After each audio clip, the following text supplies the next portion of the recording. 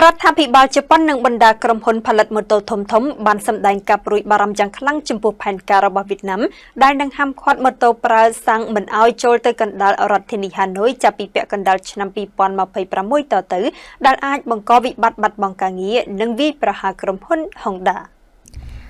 រដ្ឋាភិបាលជប៉ុននិងបណ្ដាក្រុមហ៊ុនផលិតម៉ូតូធំៗបានសម្ដែងការព្រួយបារម្ភយ៉ាងខ្លាំងចំពោះផែនការរបស់វៀតណាមដែលនឹងហាមឃាត់ម៉ូតូប្រើសាំងមិនឲ្យចូលក្នុងកណ្ដាលរដ្ឋធានីហាណូយចាប់ពីពាក់កណ្ដាលឆ្នាំ2026តទៅវិធានការនេះគឺមានបំណងកាត់បន្ថយនូវការបំពុលខ្យល់ប៉ុន្តែត្រូវបានប្រមានថានឹងបង្កឲ្យមានការបាត់បង់ការងារយ៉ាងគំហុកនិងរំខានដល់ទីផ្សារម៉ូតូដ៏ធំរបស់វៀតណាមដែលមានតម្លៃប៉ាន់ស្មាន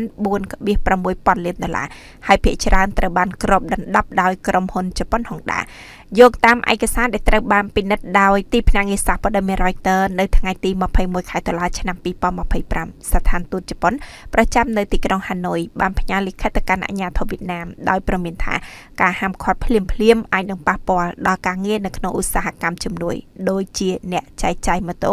និងអ្នកផ្គត់ផ្គង់គ្រឿងបន្លាស់ជាដើម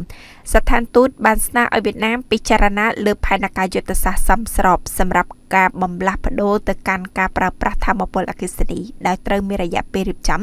និងអនុវត្តជាដំណាក់កាលគួរជម្រាបផងដែរថាការសម្រេចចិត្តរបស់នាយករដ្ឋមន្ត្រីវៀតណាមលោកផាមីនជីងកាលពីខែកក្កដានឹងនាំឲ្យមានការរឹតបន្តឹងកាន់តែទូលំទូលាយនៅឆ្នាំ2025ហើយត្រូវបានរំពឹងថានឹងពង្រីកដល់តំបន់ផ្សេងទៀតនៃប្រទេសម៉ូតូដើរតួនាទីយ៉ាងសំខាន់មិនអាចខ្វះបាននៅក្នុងប្រទេសវៀតណាមដោយមានអត្រាជាម្ចាស់ម៉ូតូខ្ពស់បំផុតមួយនៅទូទាំងពិភពលោកគឺចំនួនម៉ូតូចុះបញ្ជីស្មើនឹង 80% នៃចំនួនប្រជាជនសរុប100លាននាក់ក្រុមហ៊ុន Honda តែមួយគត់ដែលគ្រប់គ្រងទៅលើទីផ្សារម៉ូតូប្រមាណ 80% ឯណោះ